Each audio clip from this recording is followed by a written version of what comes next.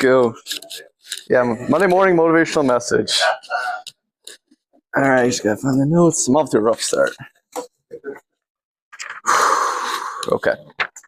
So I'm gonna give you a quick, as I call it, a Pastor Ryan overview of the message. So we're gonna put a handful of topics together from Mark and Pastor Ryan's serving messages to a little bit of his teamwork messages that he did a while ago. And we're just going to put it all together into one message about brotherhood. All right, so how many of you guys have heard the song What's Up by Four Non Blondes? I have. Pastor Ryan's played it in his band before. I know he has. There is a lyric that says, I realized quickly when I knew I should that the world was made up of this brotherhood of man for whatever that means. So we're going to figure out what that means, brotherhood of man. So let's go to the Bible and ask them where is brotherhood. And it comes, the only time that it's mentioned in the NLT Bible is Amos chapter 1 verse 9. This is what the Lord says, the people of Tyre have sinned again and again, and I will not let them go unpunished. They broke their treaty of brotherhood with Israel, selling whole villages as slaves to Edom. So we're not going to get too much into a Bible study, but I'm going to tell you where that treaty of brotherhood comes from. And it comes from 1 Kings chapter 5, verses 10 to 12. So Hiram supplied as much cedar and cypress timber as Solomon desired. In return, Solomon sent him an annual payment of 100,000 bushels of wheat for his household and 110,000 gallons of pure olive oil.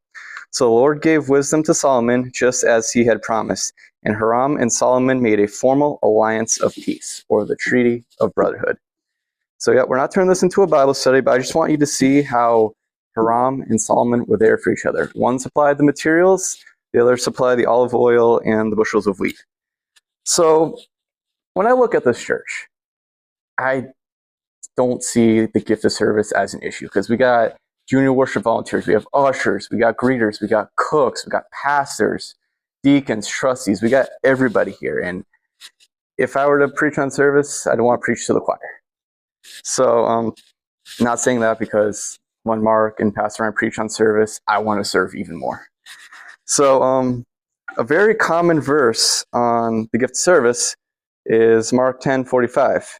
For even the Son of Man came not to be served, but to serve others and give his life as a ransom for many. Very, very popular verse. But I want you to notice how it says, it doesn't say he came, or it says he came not to be served, meaning his purpose or his goal.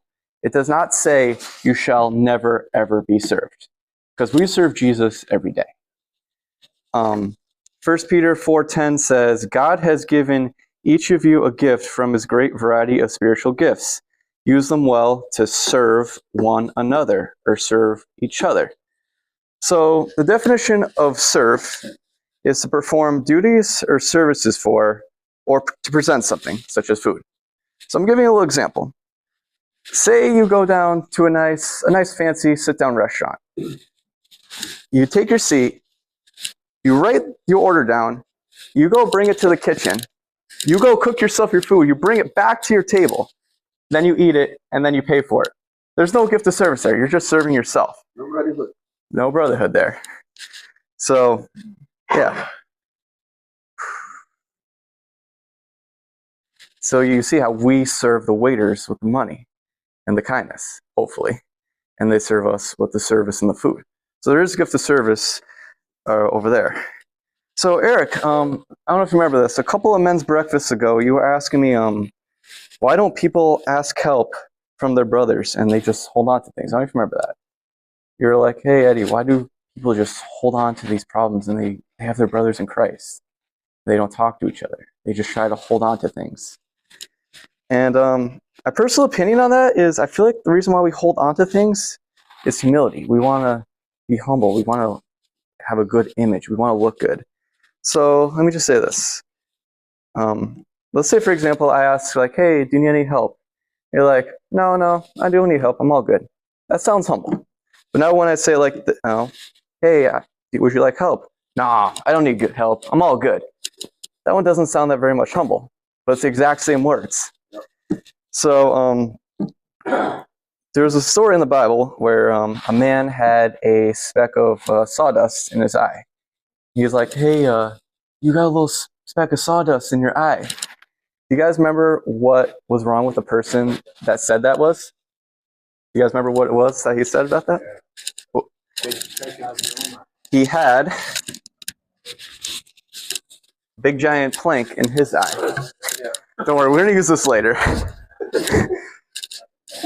So a lot of times that's verse is used for judging others.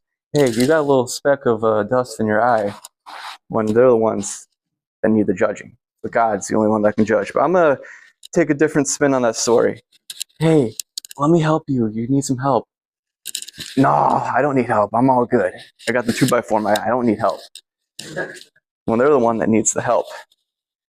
I have a question for you on that. So what do they mean us to do that?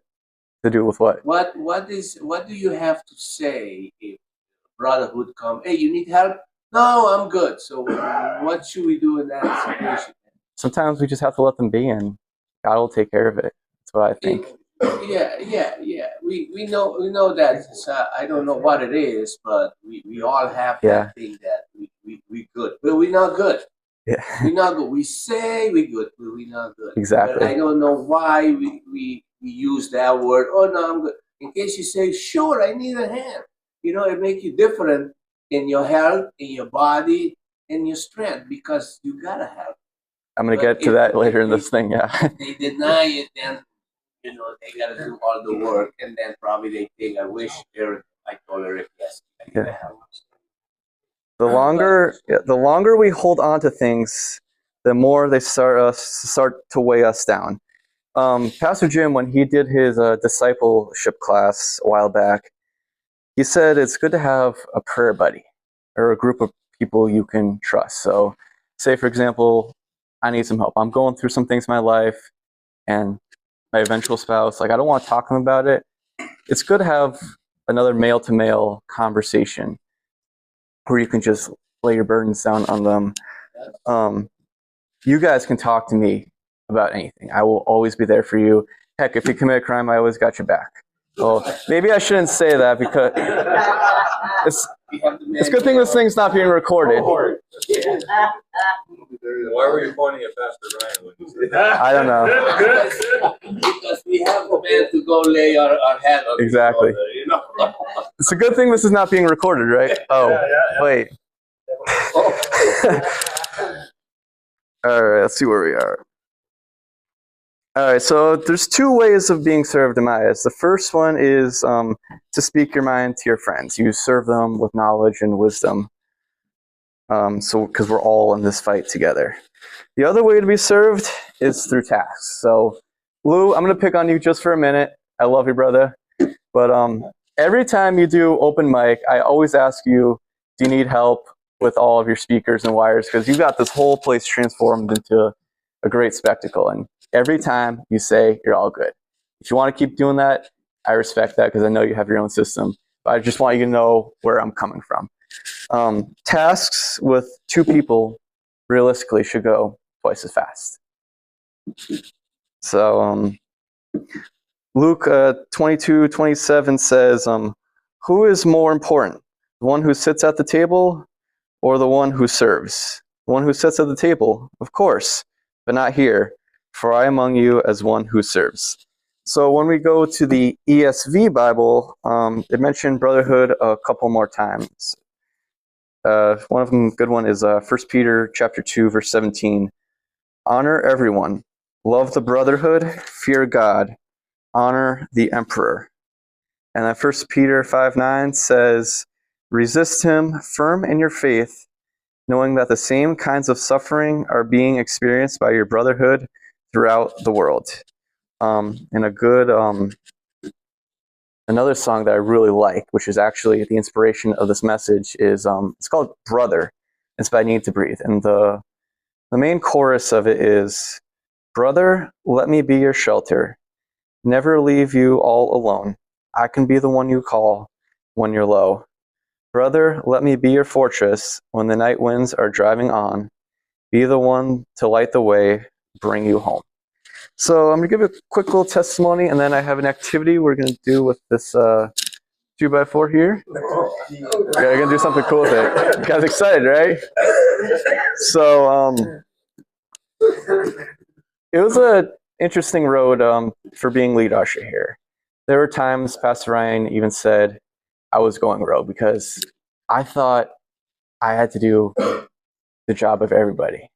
But I didn't realize that I had a great team sitting in front of me that were willing to help. Every time, Peter, Mark, you guys are always asking, how can I help? How can I help? And sometimes it's difficult to find tasks for you guys, but lately I've actually been pretty good.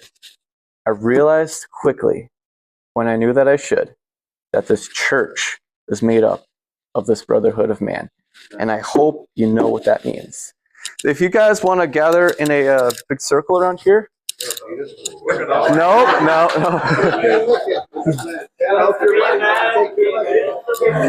Eric, the meetings will continue until morale improves. The meetings will commence on schedule. Eric, so I'm just gonna. We're gonna make a circle, all right? Make a circle, guys. So Eric, I'm gonna have you be our volunteer. I just sitting next to Eric. all I need you to do is just hold it out like this. Okay. That's it. And I'm gonna speak. Okay? Okay. So like a little lower and just straight out. Arm straight. Okay. So Mark, you know what to do, right? What we're doing, right? Absolutely. So let's just say Eric, a big, strong guy. He is going through some things right now. Let's say his girlfriend dumped him. He lost his dog. His car insurance bill went up. Eric just needs the support from his friends. And, well, he's just saying, I'm just going to hold on to this. Right, Eric? I'm just going to hold on to it. So as I say, there are two types of people in this world. There's three types of people in this world. Those that can count and those that can't. I got it. So there's two types of people in this world. Those are going to be like, Eric, you got this, buddy. You're doing a great job. I love you. Exactly. And then there's those that are going to be like, Eric, what you need, man? Is that a lot easier now? It's not easy. A lot easier. And hold on. Mark, you want to read your verse? Oh, absolutely. Let me find it. I know it was Proverbs 17:17. You don't have to speak right into it. You can just kind of. So it says, Proverbs 17:17, a friend is always loyal, and a brother is born to help in time of need. Mr. Ryan? They should always be available to solve the people's common disputes, but have them bring the major cases to you. Let the leaders decide the smaller matters themselves. They will help you carry the load, making the task easier for you. All right. Want to close us in prayer? A big group here since we're already in a big circle? Wow, that's great, yeah. There you go. Look at that transition. That was smooth. That was pretty good. Are there any prayer requests?